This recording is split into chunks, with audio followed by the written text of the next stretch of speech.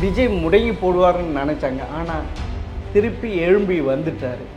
இப்போ வந்து டிஎம்கேவுக்கும் பயப்படுறாங்க, ஏடிஎம்கேவும் பயப்படுறாங்க.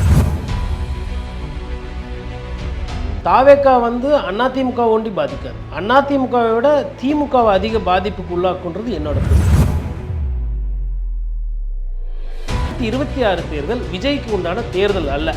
யார் முதலமைச்சர் ஆகணும் அப்படின்னும் பொழுது அந்த தேர்தல் முழுக்க முழுக்க ஸ்டாலின் அவர்களுக்கும் மணல் கொள்ளை. ஆனா 6000 கோடி கரெக்ட். நீங்க அவருக்கே வந்து இன்னும் உள்ளாட்சித்துறையோ இல்லை இன்னும் பிடபிள்யூடியோ கொடுத்தீங்கன்னா அது 60,000 கோடி இல்லை 20,000 கோடியா போயிருக்கும். இப்போ ஸ்கேம் வேற கிளம்பி இருக்கு. இப்போ தஞ்சாவூர்ல நெல் கொள்முதலை போய் பார்க்கவில்லை. ஆனால் சிவகாசிக்கு மதுரைக்கு ராமநாத் போயிருக்காரு. அங்கே போய் பார்க்கலையே சார்.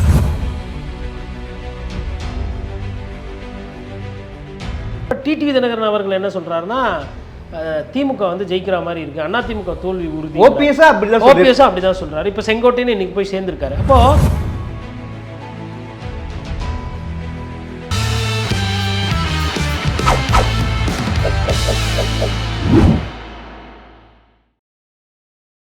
ஜெம் டிவி நேயர்களுக்கு வணக்கம். அரசியல் ஆடுகள பகுதி அரசியல் விமர்சகர் கோட்டிசா அவர்களை சந்திப்பார். வணக்கம் சார். நேயர்களுக்கு அன்பு வணக்கம் சார்.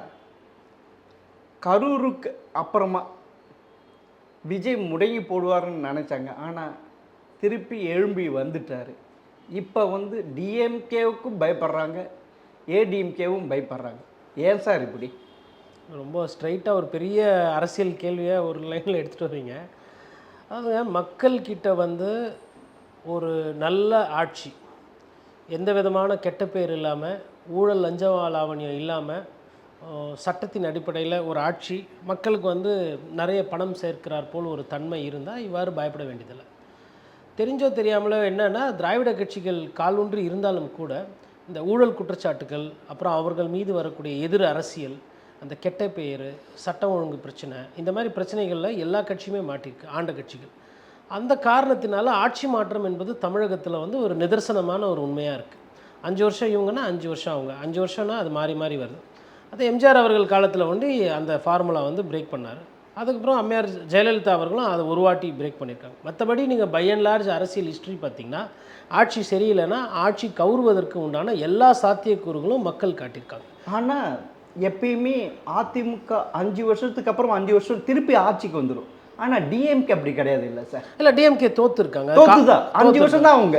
அதனால தான் திமுகவுக்கு வந்து இப்போ நிறைய பேர் என்ன சொல்கிறாங்கன்னா தாவேக்காவை பார்த்து அதிமுகவுக்கு அதிக பாதிப்பு இருக்குன்ற மாதிரி புரிஞ்சுக்கிறாங்க, பேசுகிறாங்க. அது அவர்களோட பார்வை. என்னோட புரிதல் என்ன அப்படின்னா, தாவேக்கா வந்து அதிமுக ஒண்டி பாதிக்காது. அதிமுகவை விட திமுகவை அதிக பாதிப்புக்கு உள்ளாக்குன்றது என்னோட புரிதல். உதாரணத்துக்கு சிறுபான்மையினர் வாக்குகள், கிறிஸ்துவர்களோட வாக்குகள், இளைஞர்களோட வாக்கு, பட்டியலின மக்கள் வாக்கு, அதுக்கப்புறமா வந்து 2 பேர்களுமே எங்களுக்கு பிடிக்கலை அப்படின்றவங்களோட வாக்கு, அந்த மாதிரி ஒரு கணிசமான வாக்கை வந்து தாவேக்க வாங்க போகிறார். இப்போ நான் கணிசமான வாக்குன்னு நான் சொல்வது வந்து ஐயா திரு விஜயகாந்த் அவர்களோடும் கமல் அவர்களுக்கும் இடைப்பட்டு ஒரு இடம் இருக்குது. அதாவது கமல் சார் விட்ட இடத்துலேருந்து விஜய் ஆரம்பிப்பார். அதாவது ஒரு 6லேருந்து 8% வாக்குகள் அவருக்கு இருந்தது. அதிலிருந்து ஆரம்பித்து அவர் விஜயகாந்த் வரலும் போகணும்னா 15 விழுக்காடு வரலும் செல்லலாம். அந்த ஸ்கோப்புக்குள்ளே இருக்கிற அந்த வாக்கை வந்து விஜயகாந்த் விட்ட அந்த இடத்த வந்து கமல்லேருந்து ஆரம்பித்து விஜயகாந்த் இடத்துல முடிப்பார் இந்த தேர்தலை. இதற்கு பின்னாடி அவர் மக்கள் சார்ந்த அரசியல் ஒரு வாட்டி பண்ணுறாரு, இல்லை நிறையா பண்ணுறாரு அப்படின்னா அவருக்கு உண்டான வளர்ச்சி இருக்கும். அப்படி 2031 2026 தேர்தல் விஜய்க்கு உண்டான தேர்தல் அல்ல. யார் முதலமைச்சர் ஆகணும் அப்படின்னும் பொழுது அந்த தேர்தல் முழுக்க முழுக்க ஸ்டாலின் அவர்களுக்கும் எடப்பாடி பழனிசாமி அவர்களுக்கும் உண்டான தேர்தலாக தான் நான் பார்க்குறேன். இது இருதுருவ அரசியலில் தான் இன்னி தேதி வரலும் இருக்குது. ஆனால் விஜய் வந்து திமுக வெர்சஸ் தாவேக்கா வந்தேன்னு சொல்கிறாரு. இல்லை, அது திமுக கொண்டாரு. இல்லை, அது வந்து அவரை வந்து தன்னிலைப்படுத்திக்கிறதுக்கும் அவரை முன்னிலைப்படுத்திக்கிறதுக்கும் சொல்கிறாங்க. அது என்னென்னா சமீபமாக இல்லை, எப்பயுமே திமுகவுக்கு எதிர் ஒரு வாக்கு இருக்குது, சமீபமாக வந்து பார்த்திங்கன்னா மோடி அவர்களுக்கு எதிர்ப்பு ஒரு வாக்கு இருக்குது. தமிழகத்தை பொறுத்தவரை வாக்காளர்கள் நீங்கள் இப்படி புரிஞ்சுக்கலாம். இதை தாண்டி வந்து சின்னத்துக்குன்னு ஒரு வசீகரம் ஒரு வாக்கு இருக்குது. இதுதான் வாக்கு அரசியல். இப்போ இந்த வாக்கு அரசியலில் திமுக எதிர்ப்பு என்பது நிறைய வாட்டி வெற்றியை தந்திருக்கிறது. அதிமுகவுக்கு அது வெற்றியை கொடுத்துருக்கு, விஜயகாந்த் ஓரளவுக்கு வெற்றியை கொடுத்துருக்கு, நாம் தமிழர் கட்சிக்கு ஓரளவுக்கு வெற்றியை கொடுத்துருக்கு, திமுகவை எதிர்த்து பிரிந்து போனோம் அப்போவும் அதற்கு ஓரளவுக்கு வெற்றியை கொடுத்துருக்கிறது. அப்போ திமுகவை எதிர்த்தா நமக்கு வந்து ஒரு வாக்கு கணிசமாக கிடைக்கும் என்பது இங்கே இருக்கக்கூடிய ஒரு சப்ஜெக்ட். அந்த சிலபஸில் தாவேக்கா இப்போ என்ன பண்ணுறாங்கன்னா அவங்களும் அதே இடத்துக்கு வராங்க. ஆனால் யாருமே வந்து ஸ்டாலின் அவர்களை வீழ்த்தக்கூடிய அந்த கெப்பாசிட்டி அப்படி யாருக்கு இருக்குன்னு பார்த்தீங்கன்னா அது வெறும் இரட்டை இலை சின்னம் வைத்து கொண்டிருக்கிற அதிமுகவுக்கு தான் இருக்குது. சார் இப்போ வந்து ஆளுகின்ற ஸ்டாலின் ஆட்சி மேல் பயங்கரமான குற்றச்சாட்டுக்கள், சட்ட ஒழுங்கு, இப்போ பெரிய லெவல் ஒரு ஸ்கேம் வந்திருக்கு. திரு நேரு இதில் ஏறக்குறைய 888 கோடி ஸ்கேம் பண்ணுறாங்க. அது இடியே சொல்லியிருக்கு எஃப்ஐஆர் போடுங்க அப்படின்ட்டு. அது ஒன்று. அப்புறம் ஏற்கனவே டாஸ்மார்க்கில் பயங்கரமான ஊழல், அது ஒன்று. துரைமுருகனுடைய அந்த டிபார்ட்மெண்ட்டில் ஏறக்குறைய 6000 கோடி அது உச்சநீதிமன்றத்தில் போய் நின்றுருக்கு. இப்படி பயங்கரமான ஸ்கேம் நடந்திருக்கு. இது வரைக்கும் கலைஞர் ஆட்சி கூட இது மாதிரி ஸ்கேம் நடந்ததில்லை. இல்லைங்க, கலைஞரோட வந்து இன்றைக்கி இருக்கக்கூடிய திமுக கட்சிக்காரர்களை நீங்கள் ஒப்பிடும் கூட முடியாது. என்ன காரணம்னா கலைஞர் வந்து ஒரு அதீத பண ஆசை பிடித்தவரோ இல்லை ஊழலை வந்து ஊற்றுக்கண் போல் வந்து நேசித்தவர் கிடையாது. ஏன்னா நான் எப்படி சொல்கிறேன்னா கலைஞரோட பிரச்சனை என்னென்னா அம்மையார் ஜெயலலிதா கிட்ட நான் இதுக்கு எடுத்துக்காட்டு பண்ணேன். கலைஞர்கிட்ட பிடிச்சதும் பிடிக்காததும் ஒன்று தான் குடும்ப அரசியல்.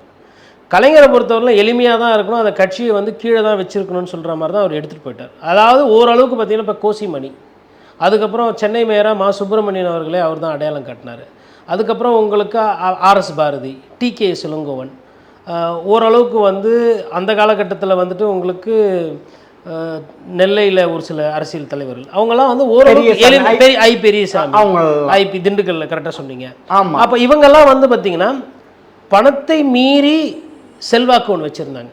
ஆனால் இன்றைக்கி திரு ஐயா ஸ்டாலின் அவர்களோட தலைமையில் இருக்க கூட பார்த்தீங்கன்னா ஈவா வேலு, சேகர்பாபு, செந்தில் பாலாஜி இவர்கள் எல்லாமே வந்து அதிமுகலேருந்து இங்கே வந்து அதை விட அதிகமாக கெட்ட பேர் சம்பாரித்தவர்கள். ஊழல் குற்றச்சாட்டுகள் அந்த மாதிரி வரும்போது பார்த்திங்கன்னா இப்போ ஜெகத் ரட்சகன் அவர்கள், அப்புறம் இப்போ சமீபத்தில் இப்போ நீங்கள் கூட அந்த பள்ளிக்கரணையில் கூட ஒரு பிரச்சனை வந்து சதுப்பு நிலம் 2000 கோடி ஸ்கேம்ன்ற மாதிரி.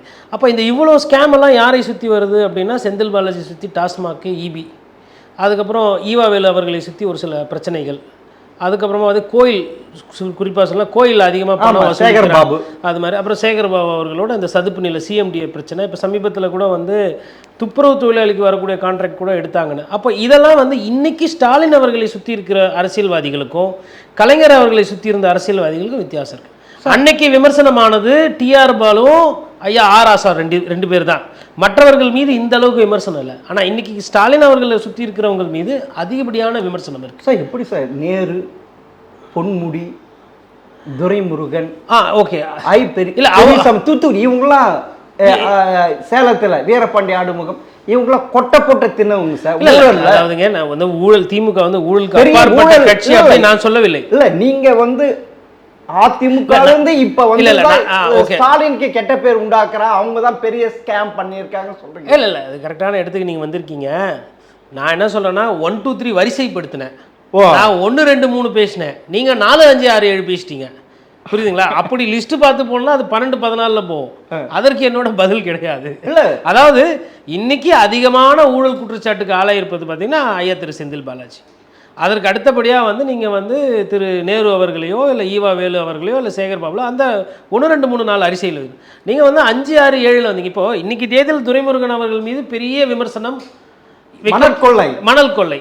ஆனால் 6000 கோடி கரெக்டு. நீங்கள் அவருக்கே வந்து இன்னும் உள்ளாட்சித்துறையோ இல்லை இன்னும் பிடபிள்யூடியோ கொடுத்தீங்கன்னா அது 60,000 கோடி இல்லை 20,000 கோடியாக போயிருக்கும்.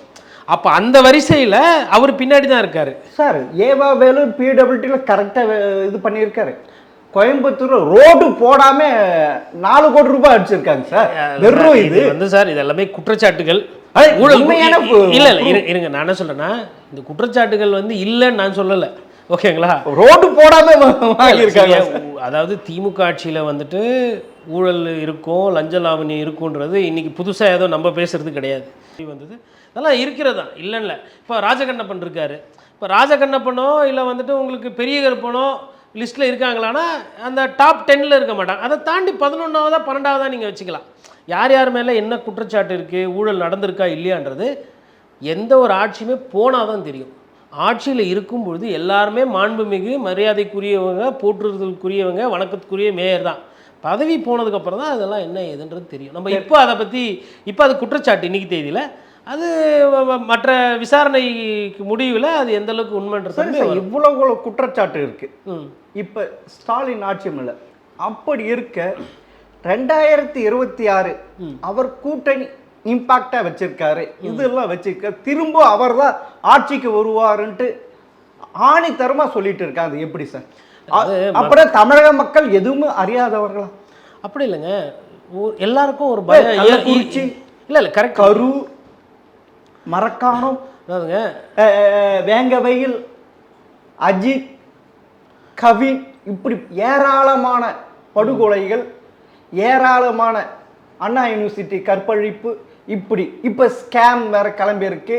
இப்போ தஞ்சாவூரில் நெல் கொள்முதலை போய் பார்க்கவில்லை, ஆனால் சிவகாசிக்கு மதுரைக்கு ராம்நாத் போயிருக்கார், அங்கே போய் பார்க்கலையே சார்? அதாவதுங்க ஆட்சியில் இருக்கும்போது சம்டைம்ஸ் அதிகாரத்தில் இருக்கும்போது உங்களுக்கு வந்து நடக்கக்கூடிய தவறுகள் உங்கள் கண்ணை மறைக்கும். இல்லை உங்கள் சுற்றி இருக்கிற அதிகாரிகளோ இல்லை காவல்துறை சேர்ந்தவர்களோ வந்து எங்கெங்கே என்னென்ன பிரச்சனைன்னு சொல்ல மாட்டாங்க.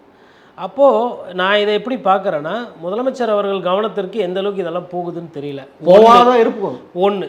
ரெண்டாவது, அப்படி தெரிஞ்சும் தெரியாத மாதிரி இருக்காரா அப்படின்றது ரெண்டாவது. மூன்றாவது, அந்த பதட்டம் இருக்குது பார்த்தீங்களா, அந்த பதட்டத்தின் நீட்சியாக கூட இப்போது எல்லாருமே கட்டமைக்கிறது என்னென்னா, எடப்பாடி பழனிசாமி பலவீனமாக இருக்கார்.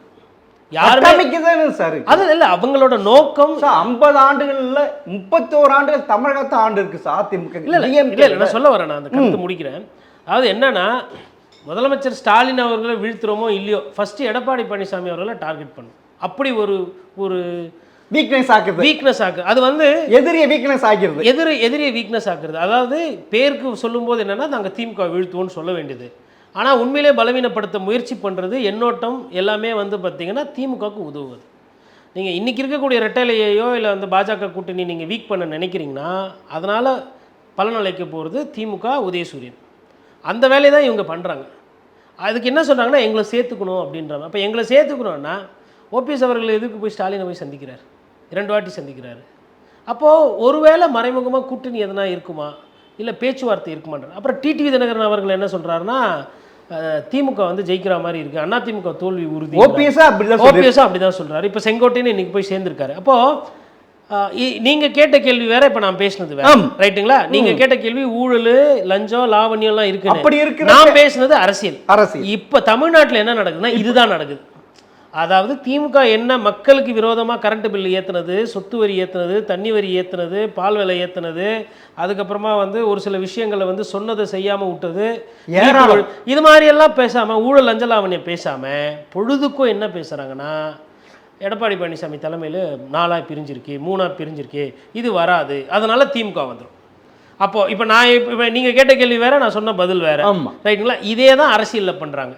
இப்போ நீங்கள் கேட்ட கேள்விக்கு பதிலுன்னு போகும்போது திமுகக்கோ அண்ணா திமுகக்கோ எப்பயுமே 3-4% தான் வித்தியாசம், வாக்கு வித்தியாசம்.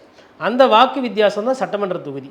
பாராளுமன்ற தொகுதின்னு வரும்போது 5-7% வாக்கு வித்தியாசம். நம்ம 2019 2021 பார்த்துட்டோம். இப்போ 2026ன்னு வரும்பொழுது இந்த 3-4ன்றது மக்கள் கொஞ்சம் கோவப்பட்டுட்டாங்க அப்படின்னா 2.5% அண்ணா திமுகவுக்கு போயிடுச்சு, இல்லை எதிர்கூட்டணிக்கு போயிடுச்சுனாவே திமுகவுக்கு வந்து ஒரு சர்க்கிள் வந்துடும், தோல்வி வரும், ஆட்சி மாற்றத்துக்கு உண்டான வழிகள் இருக்கும். இதில் தாவேக்கால என்ன பிரச்சனை அப்படின்னு பார்த்தீங்கன்னா, எந்த சைடுலேருந்து ஓட்டு அதிகமாக எடுக்க போகிறாருன்னு தெரியல.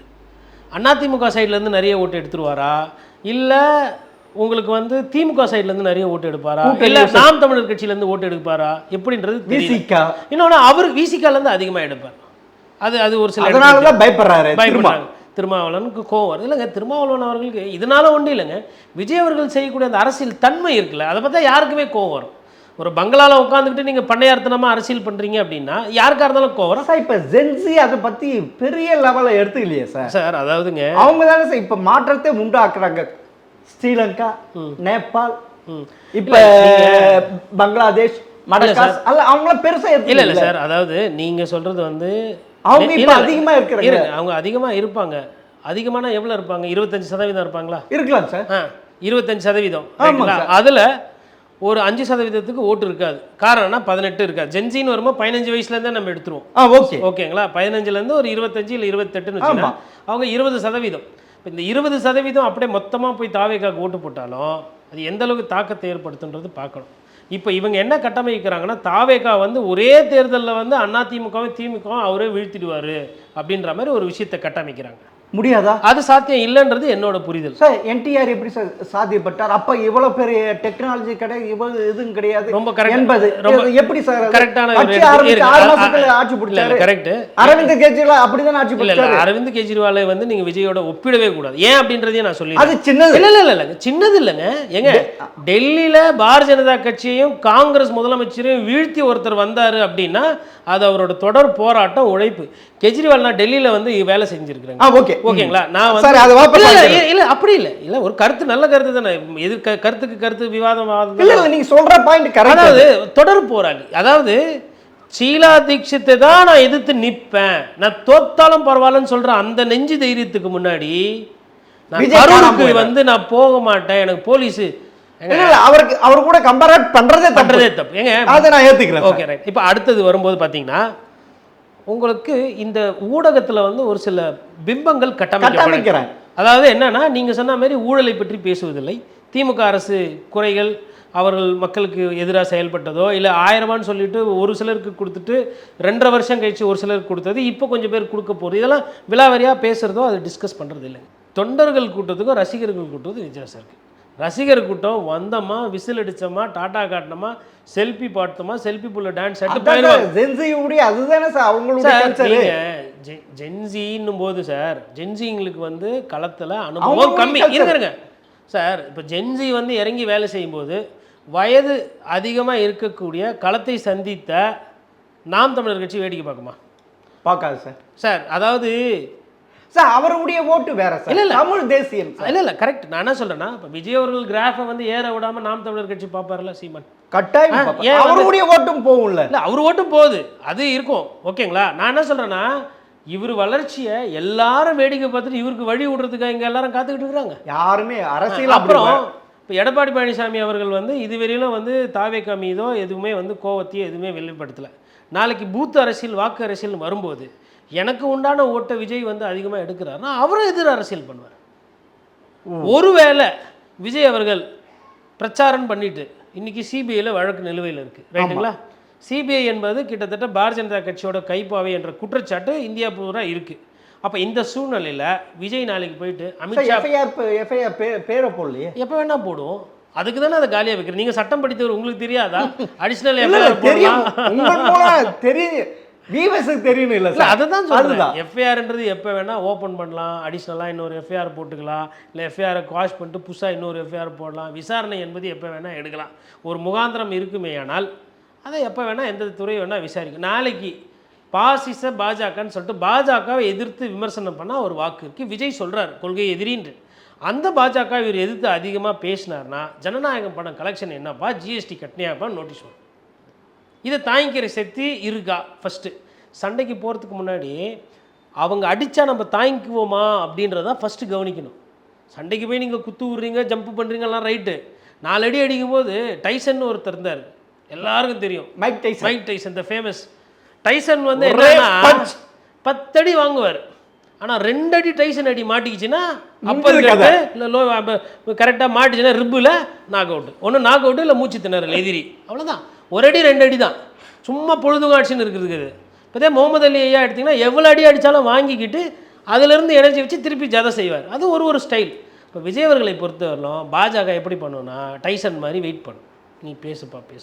நாளைக்கு சிபிஐ விசாரணை அது இதுன்னு வரும்போது இப்போ நேரு அவர்களோ இல்லை பொன்முடி அவர்களோ இல்லை அதிமுகவில் ஒரு காலத்தில் தங்கமணி வேலுமணி மீதுலாம் ஊழல் குற்றச்சாட்டு, அவர்களும் சிபிஐ விசாரணைகளாக உட்படுத்தப்பட்டார்கள். அதேமாதிரி நம்ம இந்த விஜயபாஸ்கர் விராலிமலையில் அவர்களுக்கு வந்து அதை பார்த்து பழக்கப்பட்டு ஒரு பக்குவம் இருக்கும். விஜய்க்கு இது புதுசு. இப்போ புஷி ஆனந்தை கூப்பிட்டு என்னப்பா ஏதோ பிரச்சனைலாம் சொல்கிறாங்க என்னப்பான்னு சொல்லிட்டு லோக்கல் போலீஸ் இப்போ சிபிஐ பற்றி பேசு லோக்கல் போலீஸ் எதாவது பண்ணால் அந்த கட்சி வந்து கொஞ்சம் கலகலம். இப்போ கரூரில் அப்படிதான் லோக்கல் போலீஸை பார்த்துட்டே ஓடி போட்டாங்களே. அப்புறம் பொதுச் செயலாளர் காணும் தலைமறைவு. ஒரு திராவிட சித்தாந்தமோ இல்லை தமிழ் தேசியமோ இல்லை நாட்டில் வந்துட்டு தெய்வீகம் பேசுகிறீங்களோ எல்லாமே ஒரு வகையான கொள்கை, அதற்கு உண்டான மக்கள் அதை நேசிக்கிறாங்க. அப்படி பேசக்கூடிய ஒரு இடத்துல ஒரு லோக்கலில் வந்து ஒரு மண்டபம் பிடிக்க முடியல, மண்டபம் கொடுக்கல அப்படின்னா, உங்களோட சொந்த மக்களை சந்திக்கிறதுக்கு ஒரு மண்டபத்தை கூட உங்களால் சுயமாக பண்ண முடியல அப்படின்னா, அப்போ நீங்கள் நாட்டிலுக்கு நாளைக்கு என்ன பண்ணுவீங்க? என்ன போராட்டம் கூட உங்ககிட்ட இருக்குது? அப்போ நீங்கள் பேசுகிறதெல்லாம் அந்த வண்டிக்கு மேலே ஏறின்னு பேசுவதோடு சரி, செயல் எங்கே? பேச்சாற்றல் இருக்குது, விமர்சனம் செய்கிறாங்க, அவருக்கு அந்த ஒரு பிம்பம் இருக்குது, ஒரு நடிகர்ன்ற அந்த நல்ல பெயர் இருக்குது, அதெல்லாம் நான் ஏற்கிறேன், நான் மறுக்கலை. ஆனால் செயல் எங்கே? செயல் திட்டம் எங்கே? செயல் ஆக்குதல் எங்கே? அரசியல் எங்கே? அரசியல் படுத்துதல் எங்கே? தொண்டர்களை வந்து இந்த நேரம் வீடு வீடாக போயிருக்க வேணாமா? தாவேக்கா தொண்டர்கள் வீடு வீடாக போயிட்டு ஸ்டாலின் அவர்கள் ஆட்சி காலத்தில் கரண்ட் பில் இவ்வளோ, சொத்து வரி இவ்வளோ எழுதியிருக்கு, பொன்முடி இவ்வளோ சம்பாரிச்சிருக்காரு, துரைமுருகன் மணல் கொலை, இதெல்லாம் யார் பிரச்சாரம் பண்ணணும்? வேறு இவரே ஜென்சி இதெல்லாம் பேசிட்டேன். இன்னொன்று, அந்த நேபாள் இதில் வந்து வேலையில்லா திண்டாட்டம் அதிகமாக இருந்ததுனால அந்த கோபம் வந்து திரும்புது. இங்கே தமிழகத்தை பொறுத்தவரையிலும் வந்து நம்ம வந்து அவ்வளோ மோசமாக போகல. அது மக்களோட உழைப்பின் அடிப்படையில் நான் சொல்கிறேன், இதற்கும் அரசியலுக்கும் சம்மந்தம் இல்லை. நான் என்ன நினைக்கிறேன்னா, இப்போது கொஞ்ச நாள் ஒண்டி திராவிடம் நான் உட்பட பேசுகிற அரசியல் என்பது இப்போது சமீபமாக பேசுகிறோம். பட் இந்த தமிழ் மண் என்பது ராஜராஜ சோழத்து காலத்திலேயே பேரெடுத்த ஒரு சமுதாயம். அதனால தான் போர்ச்சுகீஸ்லேருந்து, டச்சுலேருந்து, ஃப்ரெஞ்சுலேருந்து, வெள்ளக்காரன்லேருந்து இங்கே வந்து பஞ்சம் பிழைக்க வந்து வியாபாரம் பண்ணி இங்கேருந்து மண் வளத்தையும் சரி, மனித வளத்தையும் சரி, இயற்கை எல்லாத்தையும் எடுத்துகிட்டு போனாங்க. அப்படி இருந்த மண் இன்னைக்கு மலிவா போயிருக்கிறதுக்கு வேணா இந்த கட்சிகள் காரணம் நான் எடுத்துப்பேன். திராவிட கட்சிகள் இல்லை, எல்லா கட்சிகளும் தான். காங்கிரஸ் வரைக்கும் நல்லா இருந்தது. இல்லை, காங்கிரஸ் முன்னே எல்லாமே இல்லை. இப்போ பாருங்க, இப்போ வந்து ஐயா நேரு படம் தான் வச்சிருக்கிறேன், அவர் ஊழல்வாதி, அவர் சம்பாரிச்சாருன்னு பாஜக மாதிரி நாம பேச வேண்டியது கிடையாது. காமராஜர் ஐயா இருந்த வரையில் அந்த காங்கிரஸோட நட பாவனை தோரணம் வேற. நேர்மை பேசுது, நியாயம் பேசுது, நம்பிக்கை பேசுது, காமராஜ் பேசுகிறாரு வாங்கன்னு போட்ட காலம் போய் இன்னைக்கு அனாரிவாலுமே கெதின்னு ஒரு சில பேர் இருக்கிறாங்க, அது வேறு. அதனால் நான் அதான் ஒப்பிடலை. மக்கள் வந்து என் பார்வையில் என்னென்னா, இங்கே கட்டுற வரிச்சுமைக்கும் இங்கே இருக்கிற உழைப்புக்கும் இங்கே இருக்கிற மக்களோட சிந்திப்பு வேர்வைக்கு சிங்கப்பூரை விடவும், கனடா விடவும், ஹாங்காங்கை விடவும், ஜப்பானை விடவும் தமிழ்நாடு வந்து இன்னும் மேலே போயிருக்கணுன்றது என்னோட ஆசை, என்னோட புரிதல், அரசியல் புரிதல். ஏன்னா அந்த காலத்திலே வந்து நம்ம பாட்டனார் சோழர்கள்லாம் வந்து வேற லெவல்ல விவசாயம் பண்ணியிருக்கிறாங்க. தாய்லாந்து, இந்தோனேஷியா அங்க கூட போயிருக்காங்க சார், கம்போடியா வரலாம் போயிருக்காங்க. இங்க இருந்த நீலகிரியில இருந்து இருக்கக்கூடிய அந்த மரங்களை எடுத்து படகு செஞ்சு வெள்ளக்காரன் வந்து யுத்தம் செஞ்சிருக்காங்க, நம்ம கிட்ட இருந்து எடுத்து கப்பற்படைன்ட்டு ஒரு இந்தியாவுக்கு ஒரு இது. அப்படி இருந்ததுக்கு அப்புறமா இந்த காங்கிரஸ், பிஜேபி, திமுக, அதிமுக இவங்கெல்லாம் வந்து அதை மட்டுப்படுத்தியிருக்காங்க, அதை குறைச்சிருக்கிறாங்க, கூட்டலை அப்படின்றது என்னோட விமர்சனம். அப்போ இப்போ நம்ம திருப்பி இன்றைக்கி அரசியல் அப்படின்னு வரும்பொழுது அது மக்கள் சார்ந்த அரசியல் கம்மியாகவும் கொள்கை சார்ந்த அரசியல் அதிகமாக இருக்குது. ஏன்னா கொள்கைன்னு ஒரு விஷயத்தை வச்சுட்டா அதுக்குள்ளே நீங்கள் ஏமாற்றலாம், வடை சொல்லலாம். அது வந்து கொள்கை வேறு கூட்டணி வேறு அப்படின்னு சொல்லிட்டு மடமாற்றுவாங்க. அதனால் இவங்க வந்து கொள்கை சார்ந்த கொள்கையை அதிகமாக பேசிட்டு மக்கள் மீது சுமை அதிகமாக வச்சுருக்காங்கன்றது என்னோட புரிதல். சார், இப்போ வந்து நீங்கள் சொன்னீங்க ஆன்டி டிஎம்கே ஓட் அது விஜய்க்கு போவோம், அப்படி போகிறப்ப திரும்பவும் திமுக தான் ஆட்சிக்கு வரும். இல்லை, நான் அப்படி சொல்லலை. இல்லை, சொல்கிறாங்க அவங்க சொல்கிறவங்க சொல்லிட்டோம்.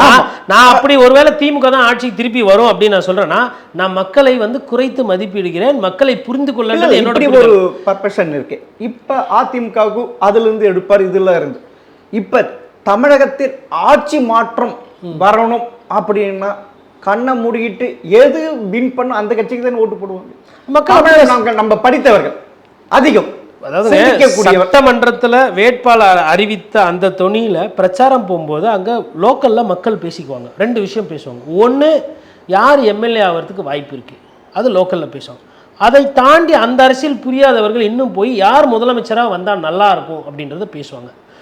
இன்னும் கோபமாக இருக்கிறவங்க யார் வேணால் வரட்டும், ஆனால் நீ வரவே கூடாது அப்படின்னு ஒரு குரூப் இருப்பாங்க. அந்த குரூப் என்ன பண்ணுன்னா, ஆட்சியில் யார் இருக்கிறாங்களோ அவங்களுக்கு எதிர்த்து எங்கே வேணால் போடும் ஓட்டு அந்த குரூப்பு.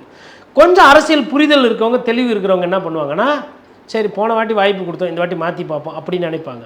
ஒரு சிலர் என்ன நினைப்பாங்கன்னா, அந்த சட்டமன்ற வேட்பாளரோட அந்த கவர்ச்சி, அந்த வசீகரத்தை பார்ப்பாங்க. இன்னும் ஒரு குரூப் இருக்குது, அதுதான் ரொம்ப முக்கியமான குரூப்பு. எனக்கு என்ன செய்வேன், நீ ஜெயிச்சிட்டின்னா இந்த பக்கமே வரமாட்ட, நீ அரசியல்வாதி, நீ எனக்கு என்ன செய்ய போகிற அப்படின்னு ஒரு குரூப் இருக்குது. அங்கே தான் அந்த வாக்கு அரசியல், பண அரசியல், வாக்காளரை குஷிப்படுத்துகிற அரசியல் எல்லாமே வரும். அதுவெல்லாம் வந்து கடைசியில் தான் ப்ளே ஆகும். அந்த 3-4 லாஸ்ட்டில் சொல்கிறது ப்ளே ஆகும்போது தாவாக்கவினரால் அதற்கு ஈடு கொடுக்க முடியாது. அவர்கள் பாவம் இல்லாதப்பட்டவர்கள், செல்வந்தர்கள் கிடையாது, அரசியல் சூழ்ச்சியோ அரசியல் ஆழமோ தெரியாதவர்கள். காரணம் அவர்கள் தலைவருக்கே தெரியாது, அவருக்குமே இது புது சப்ஜெக்ட். ஒரு கரூரில் வந்து ஒரு அசம்பாவிதம் நடக்கும்போது பின்னங்கால் பெட்டலி எடுத்து ஓடுற மாதிரி ஓட்டப்பந்தய வீரர் மாதிரி ஓடி வந்தாங்கல்லாம் லைனாக புறமுது ஓடுறது. புறமுது அது இது அதாவதுங்க, ஊழலாக வீரமானு வரும்போது வீரம் அப்படின்னு சொல்லி இந்த மக்கள் ஓட்டு போட்டிருக்காங்க. நான் ஊழல் அப்படின்னு சொல்லிட்டு நான் பேசியவன் தான், இன்னமும் பேசுவேன். எனக்கு நீதிமான் நீதியரசர் குன்னா தான் என்னோட ஹீரோ, அதில் மாற்றுக்கிறதே கிடையாது, எல்லளவும் கிடையாது. அதேமாதிரி ஜஸ்டிஸ் PN பிரகாஷ், லாக்கப்பில் யார் அடித்தாலும் தப்புனா தப்பு தான், காவல்துறைனா என்ன, அதெல்லாம் நான் மாற்றுக்கிறது கிடையாது. அதே நேரத்தில் இன்றைக்கி நடக்கும்போது, இன்றைக்கி நீதிமன்றம் ஒரு சில கேள்விகள் கேட்கும்போது அப்போ நான் நிற்பேன். நீதியரசர்கள் வந்து சட்டம் ஒழுங்கு பிரச்சனை சரியில்லை, அரசாங்கம் சரியில்லைன்னா கோடிட்டு கேள்வி. இப்போ செந்தில்குமார் இப்போ தாவேக்கா ஒரு சில கேள்விகள் கேட்டான், மனதார பாராட்டுவேன், வரவேற்பேன், நேசிக்கிறாங்க. அப்போது நம்ம என்ன இங்கே பார்க்குறோன்னா, மக்களுக்கு எதிரான ஒரு சில விஷயங்கள் நடக்குது, ஆனால் அதை பேசுறது இல்லை. அதை பேசுறது வந்து எங்கே இந்த வாக்குகள் அதிமுகவுக்கு போயிடுச்சுன்னா, அதிமுக ஜெயிச்சிருமோன்றதுனால விஜய் விஜய் விஜய்னு விஜயில் ஒரு 20% 30% நீங்கள் அங்கே அகாமடேட் பண்ணலாம். அது 20% 30% போச்சுன்னா அது ஜெயிக்காது. அதனால் என்ன பண்ணுறாங்கன்னா, இந்த தண்ணியை அந்த கால்வாயுள்ள தள்ளி விட்றாங்க. இதுதான் நடந்துக்கிட்டு இருக்கு. அப்போ திமுகன்ற அந்த ஏரிக்குள்ளே வர வேண்டிய தண்ணியை தடுத்து நிறுத்திட்டா நம்ம ஏரி, பெரிய ஏரி, கூட்டணி ஏரி ஜெயிச்சிடலான்றது ஒரு கணக்கு, ஒரு திட்டம். அதனால தான் இது வந்து அந்த 25-30% அந்த வாக்கு விகிதாச்சாரம்லாம் பேசப்படுகிறது. களத்தில் போயிட்டு நீங்கள் நகரங்களில் கேட்டிங்கன்னா, ஆமாம் விஜய் அண்ணாக்கு நல்லா இருக்குது, விஜய் சாருக்கு நல்லா இருக்குன்றது வரும், அதில் மாற்றுக்கிறது கிடையாது. கிராமங்களில் போய் கேட்டிங்கன்னா இன்னமும் வந்து உதயசூரியனும் இரட்டையிலையும் நீரோட்டமாக இருக்குது. அப்போ கிராமங்களில் 60% வாக்குகள் அங்கே தான் இருக்குது. 40 இல்லை 45% வாக்குகள் தான் சென்னையில் நகரங்கள்ல இருக்கு. இது ஒரு விஷயம் என்னன்னா, இவங்க வந்து ஓட்டு போட மாட்டாங்க, அது ஒரு பிரச்சனை இருக்கு. அப்போ இதெல்லாம் வைத்து பார்க்கும்போது திராவிட கட்சிகளுக்கு அந்த அட்வான்டேஜ் இருக்கு. எதிரில் இருக்கிறதுனால அதிமுகவுக்கு மக்கள்கிட்ட போயிட்டு உங்களுக்கு சொன்னாங்க இதெல்லாம் செய்யலை, உங்களுக்கு கரண்ட் பில்லு கூட வந்துச்சுன்னா எனக்கு ஓட்டு போடுங்க, கம்மியாக வந்துச்சுன்னா அவங்களுக்கு ஓட்டு போடுங்க, சொத்து வரி அதிகமாக இருக்கா கம்மியாக இருக்கா, வேலை வாய்ப்பு இருக்கா இல்லையா, ஊழல் நடந்ததா இல்லையா அப்படின்னும் போது எதிர்கட்சியிலேருந்து அரசியல் பண்ணது கொஞ்சம் ஈஸி. பிரச்சாரம் பண்ணுறது பண அரசியல்னு வரும்போது ஆளுங்கட்சிக்கு சுலபம். அப்போ யார் எந்த கார்டை எடுத்து அவுத்து விட போகிறாங்கன்றத நம்ம பார்க்கணும். மற்றபடி இதில் இந்த ஆட்டத்தில் தாவேக்காக்கு பெரிய வாய்ப்பு இல்லை என்பது என்னோட புரிதல். ஸோ நீங்கள் சொல்கிறத பார்த்தீங்கன்னா வருகின்ற அரசியல் பார்த்தீங்கன்னா 2026 அரசியல் திமுக வெர்சஸ் அதிமுக தான். திமுக வெர்சஸ் அதிமுக புதுசாக எதுவும் சொல்லலை, இதுதான் பழைய ஹிஸ்ட்ரி. மெயின் போர்டு சண்டை இவங்க 2 பேருக்குள்ள தான். சார்பேட்டா படம் பார்த்துருப்போம். மெயின் போர்டு சண்டை ஒரு சிலர் ஆடுவாங்க, சைடில் ஒரு சிலர் சண்டை ஆடிட்டு இருப்பாங்க. இவங்க என்ன பண்ணுறாங்க, சைடில் ஆடுற சண்டையை தூக்கி வந்து மெயின் போர்டில் பார்க்குறாங்க. திமுக அடுத்தது ஆட்சிக்கு வந்தது இல்லை, ஆனால் அதிமுக 5 வருஷத்துக்கு அப்புறமா திரும்ப ஆட்சிக்கு வந்திருக்கு. அப்படி இருக்கிறப்ப இந்த 2த்துல யாருக்கு அதிகமான வாய்ப்பு இருக்கு?